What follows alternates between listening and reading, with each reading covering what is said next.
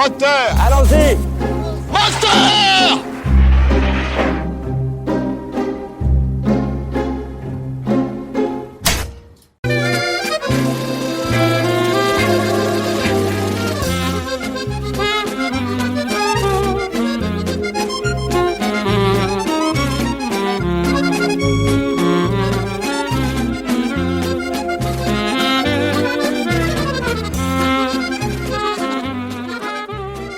Alors une musique qui peut-être ne vous dit rien, mais tant pis, je vais vous éclairer. C'est une musique que l'on trouvait dans un film de Aki Kaurismäki, un Finlandais, un réalisateur que nous aimons beaucoup. Alors pourquoi ? Parce que je vais vous parler d'un Finlandais, d'un film réalisé par un Finlandais, Juho Kuosmanen, qui évidemment connaît très bien Aki Kaurismäki, et ce film s'intitule Les Contes de Kokkola.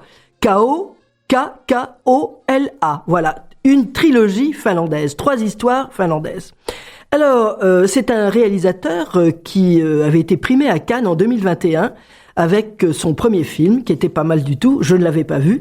Et lors celui-là, je me suis dit, voir un film finlandais, ça doit pas être mal. Donc, c'est la raison de mon choix, parce que moi, je suis une fan de Aki Kaurismäki, parce que c'est drôle, c'est humain, c'est un style très particulier, qui mélange un peu de froideur, de la chaleur, et qui fait souvent la part belle à la musique. Voilà, donc tout ça est séduisant. Et donc, Kuosmanen, donc le réalisateur dont je vais vous parler, d'abord, à travers l'affiche de son film, pouvait suggérer quelque chose d'insolite, de naïf. Parce que son affiche, si vous la voyez, il y a de la mer, le ciel sont extrêmement présents, avec des bleus très soutenus, qui se répondent, et tout ça est fait d'une façon un peu enfantine, un peu naïve. Il y a un phare, il y a un bateau, il y a une fusée, enfin, tout un monde où le rêve n'est pas absent. Donc voilà, je me suis dit, on va rentrer dans cette affiche, dans ce film, et ça devrait être assez intéressant. Et donc, la première surprise, quand même, quand on s'installe dans la salle de cinéma et qu'on regarde le film qui démarre, c'est que ce sont des images noir et blanc. Et ça a même été tourné avec une Bolex en 16 mm, le générique vous le dit. C'est-à-dire donc, et c'est filmé comme un film ancien, ce sont des cartons, avec des cartons, comme le temps du muet, qui expliquent les situations. Voilà, donc déjà, c'est quand même assez audacieux, et la musique est omniprésente, pourrait être celle qui était jouée du temps du muet. Vous savez que on présentait des films muets dans des salles et vous aviez dans la salle soit un pianiste, soit des musiciens et qui étaient sur place et qui accompagnaient l'image. Et d'ailleurs, en effet, la musique à l'époque était narrative. C'est-à-dire que si tout d'un coup il y avait un personnage qui courait, c'était puis tout d'un coup il tombait, plaf, vous aviez un accord. Enfin, vous voyez, c'était complètement, ça remplaçait les paroles. Voilà. Et donc, la musique ponctue les actions. Et c'est exactement le cas du film dont je vous parle, les contes de Kokkola. C'est-à-dire que la musique ponctue l'action. Elle s'arrête tout d'un coup brutalement.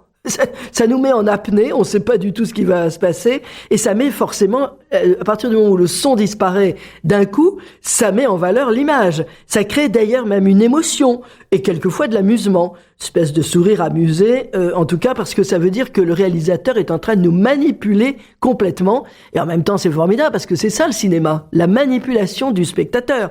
Et donc les images présentent au démarrage un homme qui tire une charrette, il est accompagné de son chien. Déjà, c'est très insolite, dans cette image noir et blanc, comme ça, avec les bords du cadre un peu arrondis.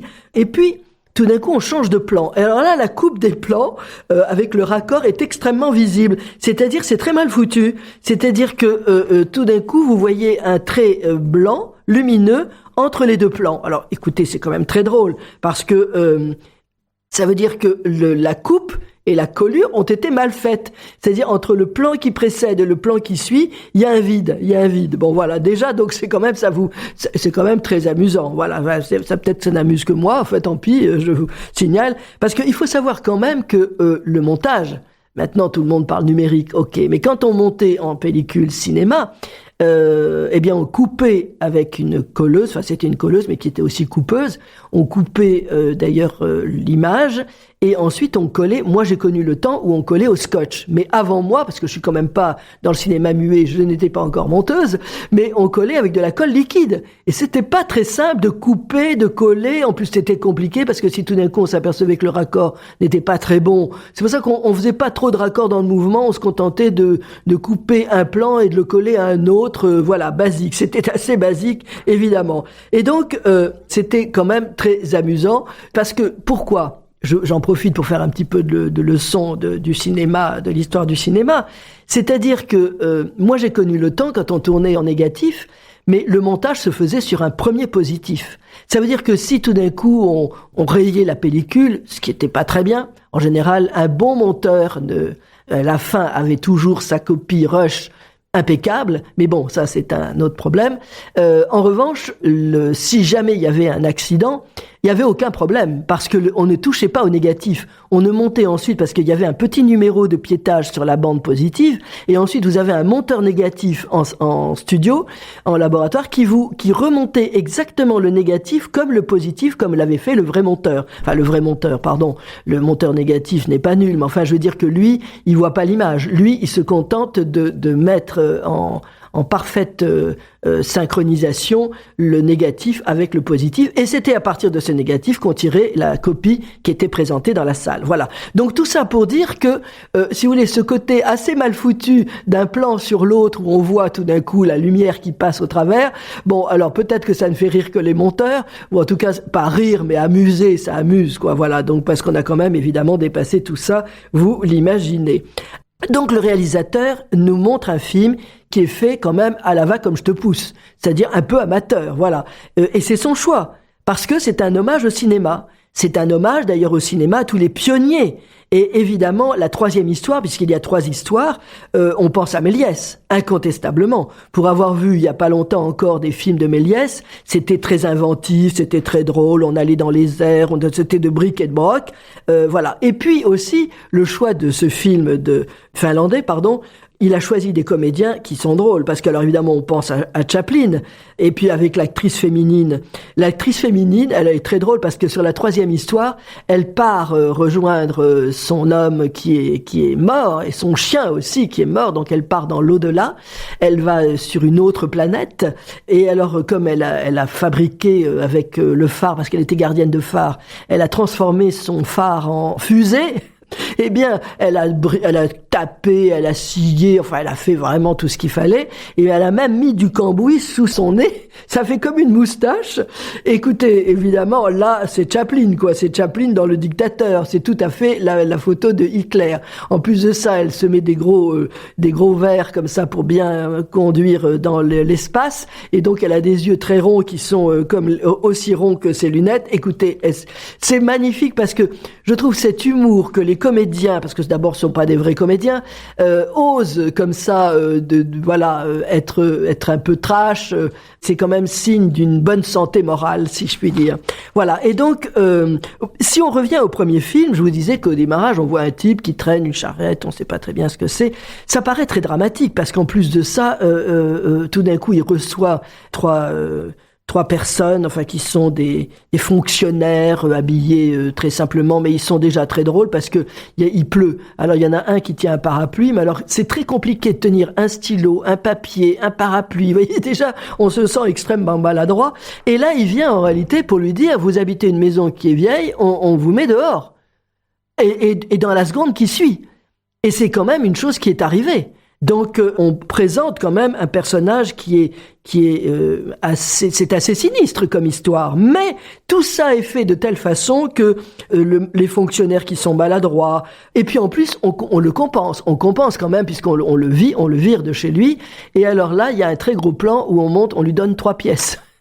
Voilà, c'est la compensation. Donc tout ça est quand même hyper dramatique, mais enfin c'est fait avec beaucoup on est dans l'absurde. C'est très drôle. Et voilà, c'est-à-dire que c'est la réalité, mais transformée. C'est l'art du cinéma. C'est la réalité transformée ou sublimée, c'est comme on veut. Mais on va pas au cinéma pour voir quelque chose que l'on peut voir dans un documentaire. On n'a rien à voir. Bon. Et donc le réalisateur nous invite à rire par sa réalisation. Ce qui n'empêche absolument pas que nous pouvons mesurer tout le poids social de cet homme qui a du mal. Et alors, il y a quand même une chose qui a été intéressante, parce que cet homme qui n'est pas un comédien, mais qui tient le rôle de cet homme qui va ensuite se trimballer va faire du troc, enfin, il est pas sot, hein, loin de là. Il se trouve que ce n'était pas un comédien, et que c'était son histoire. C'était ce qui lui était arrivé, voilà. Et donc, du coup, le fait qu'il y ait eu le film, eh bien, on lui a permis de rester, en tout cas au moins dans sa maison, jusqu'à ce qu'on la démolisse, puisque le sujet était qu'on allait la démolir. Donc ça l'a aidé, le cinéma l'a aidé, voilà. Et alors, notamment, c'est quand même quelqu'un qui se débrouille. Alors, allusion est faite au chômage, au manque d'argent. Et alors, quand il veut boire, on lui demande « Vous avez de l'argent ?» Il répond « Non, mais j'ai plein de qualités. » C'est magnifique, quoi. Vous voyez, c'est encore le naïf qui dit « Oh ben non, mais je vais en avoir sûrement puisque je suis formidable. » Eh ben non, voilà. Donc tout ça, évidemment, est drôle, quoi. Et voilà, dans le bistrot, alors il y a un orchestre, comme souvent chez Coris Maki. Et là encore, on fait la manche un petit peu pour lui trouver un peu de sous. Et il y a une chanteuse qui donne sa bague. C'est-à-dire que là encore, il n'y a pas de mots, donc on remplace les mots et c'est assez efficace. Et alors à la fin, cette dame se rapproche de cet homme qui est seul. Pourtant, il est seul et même il pleure un peu, quoi. Il est triste quand même, hein. Mais voilà, il a une façon de pleurer qui est charmante, quoi. Et donc il est assis comme ça, tout seul devant un point d'eau. Elle s'assoit à côté de lui. Alors lui, il passe son bras derrière son dos, comme ça. Il y a le chien qui est toujours là. Donc il rapproche cette compagne près de lui. Et elle lui avait donné, au lieu de donner d'argent, puisqu'elle en avait pas, elle avait donné une bague.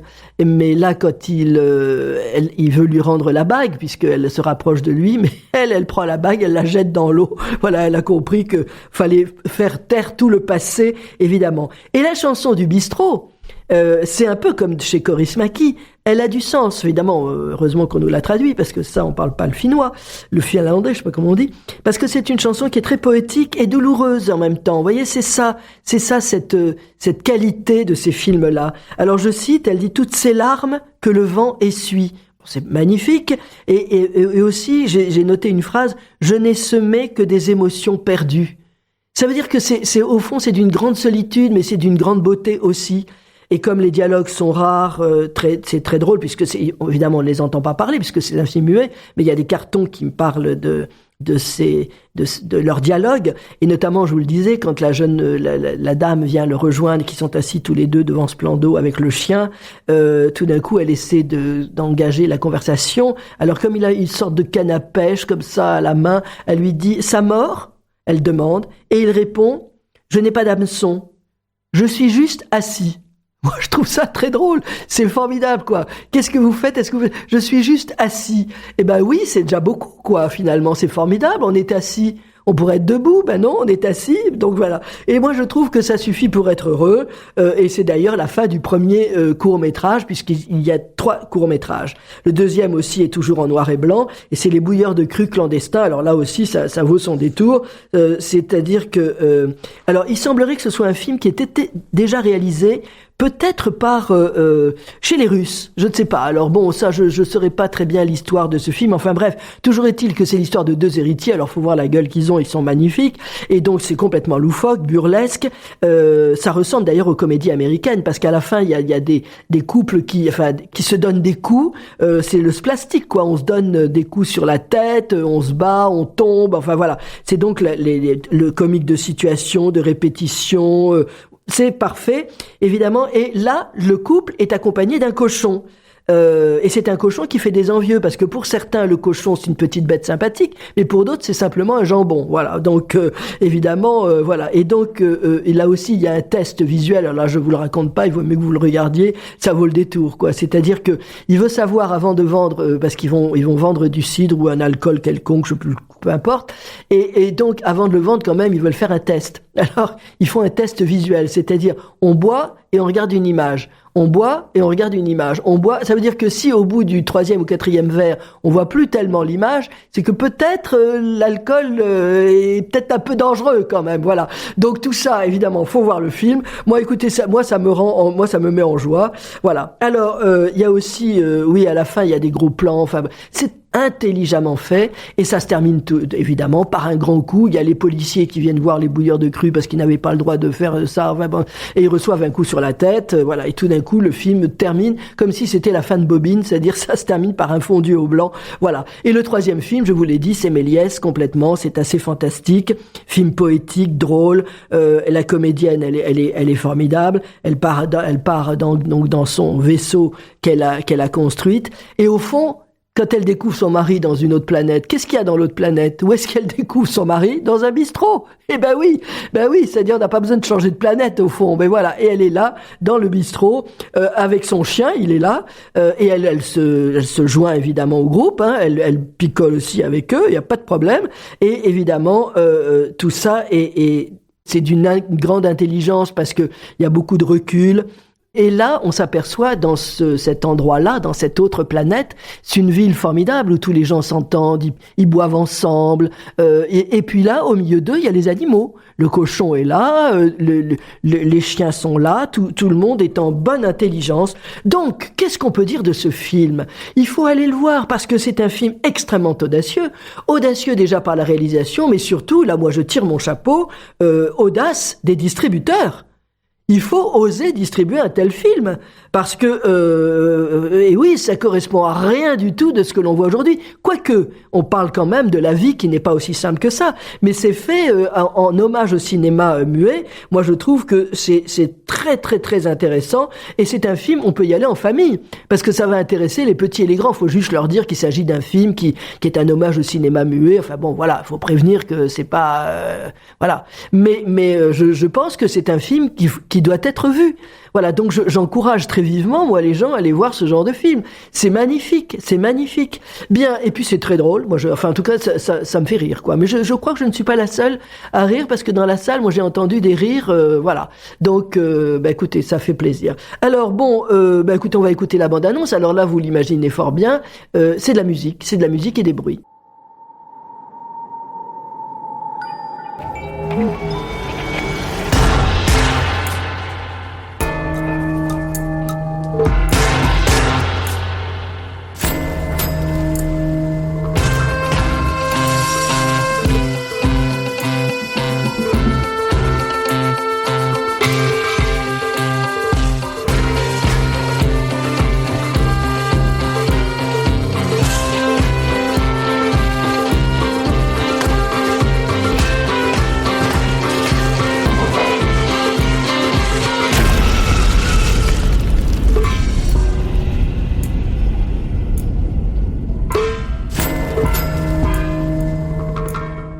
Voilà, vous avez entendu donc la bande-annonce. Même la bande-annonce est drôle, quoi. Enfin, moi, ça me fait rire. Du film de Juho Kuosmanen, qui est donc un Finlandais. Et ce film s'intitule Les Contes de Kokkola, une trilogie finlandaise. Voilà. Alors, écoutez, lundi prochain, en tout cas, merci Lucille, qui était aux manettes. Et la prochaine fois, je vous parle d'un film qui est très intéressant et que tout le monde va aller voir, donc j'ai même pas besoin de faire de pub pour que vous y alliez. En revanche, moi j'y ai mis quelques petits bémols, mais voilà, c'est parce que moi je fais le distinguo entre l'histoire qui est racontée et la façon dont elle est racontée, vous le savez. Donc, de toute façon, à lundi prochain.